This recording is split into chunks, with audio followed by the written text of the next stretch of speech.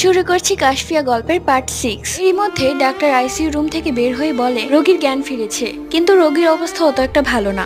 আপনারা যদি দেখা করতে চান যে কোনো একজন দেখা করতে পারবেন। জুনায়েদ কাঁদতে কাঁদতে কাশফিয়ার বাবার পা ধরে বলে, বাবা একটা বার আমাকে কাশফিয়ার সাথে দেখা করতে দিন, শুধুমাত্র একটা বার দেখা করতে দিন। এত আকতে মিনতি করতে দেখে কাশফিয়ার বাবার মন গলে যায়। না যাওয়া সত্ত্বেও কাশফিয়ার বাবা তাকে যেতে দেয়। কাশফিয়ার মুখে মাস্ক লাগানো, অল্প অল্প করে তাকাচ্ছে। জুনায়েদকে দেখে কাশফিয়া মুখ ফিরিয়ে নিয়েছে এবং চোখ দিয়ে পানি পড়ছে অঝরে। আজকে জুনায়েদের জন্য কাশফিয়া তার নিজের বাচ্চাকে হারিয়ে ফেলেছে।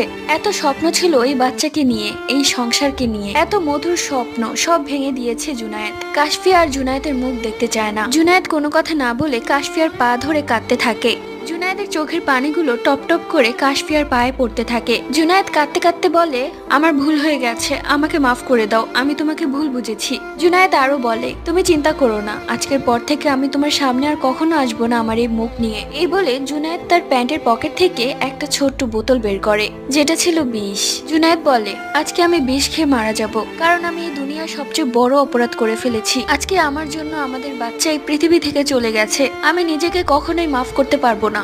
এই বলে যেই না বিষ খাবে অমনি কাশফিয়া বলে উঠে, তুমি যদি বিষ খাও তাহলে আমিও বিষ খাবো। কাশফিয়া বুঝতে পারে জুনায়েদ তার ভুল বুঝতে পেরেছে। এরপর কাশফিয়াকে বাড়িতে আনা হয়, কাশফিয়ার বাবার বাড়িতে। জুনায়েদ সারাদিন 24 ঘন্টা কাশফিয়ার সেবা করে যাচ্ছে। জুনায়েদের মা বারবার ফোন করছে, বোনেরাও কয়েকবার ফোন করেছে, কিন্তু জুনায়েদ কারো ফোন ধরেনি। কেননা সেই দিন যদি জুনায়েদ তাদের কথায় কর্ণপাত না করত তাহলে হয়তো আজকে তার বাচ্চাটা বেঁচে থাকতো।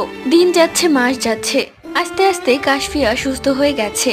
এমনকি আগের কোনো কথা সে মনে করতে চায় না। অন্যদিকে জুনায়েদ সারাদিন কাশফিয়ার সেবা যত্ন করে রাত করে বাড়ি ফেরে, যেটা দেখে জুনায়েদের মা এবং বোনেরা এসে জুনায়েদকে বলল, সারাদিন ওই ডানির কাছে না বসে থাকলেই তো পারিস, তোর কি আর কোনো কাজ নেই? আমাদের কথা একবারও ভাবিস না তুই? বোনেরা বড় হয়েছে, বোনদের বিয়ে শাদী দিতে হবে, কি একটা মেয়েকে নিয়েই পড়ে আছিস? আমাকে দেখ, আমার কত বয়স হয়েছে, আজ আছি তো কাল মারা যাব, একবারও আমার কথা ভাবলি না? 2 দিনের মেয়ের জন্য আমাকে, আমাদের সবাইকে ভুলে যাচ্ছিস? জুনায়েদ বলে, দেখো মা, তোমরা ওকে যতটা খারাপ ভাবো ও অতটা খারাপ নয়, আমি খোঁজ খবর নিয়েছি, ও এরকম না। তখন জুনায়েদের মা বলে, কি এসব কথা তোকে কে বলেছে? ও যে খারাপ না তুই এটা কিভাবে জানলি? তোর কাছে কি বা প্রমাণ আছে? তখন জুনায়েদ বলে, আরে আমার বন্ধু সজীব তো এই এলাকাতেই আড্ডা দেয়, ও তো সারাদিন এলাকাতেই বসে থাকে, কখনো তাসফিয়াকে কোনো ছেলের সাথে দেখেনি, তাই তোমরা শুধু শুধু অন্য মানুষের কথায় ওকে ভুল বুঝো না, ও কিছুটা সুস্থ হলেই এই বাড়িতে চলে আসবে। জুনায়েদের মেঝো বোন বলে, বন্ধুর কথায় এত বিশ্বাস করছিস? এমনও তো হতে পারে তোর বন্ধুর সাথেই তোর বউ।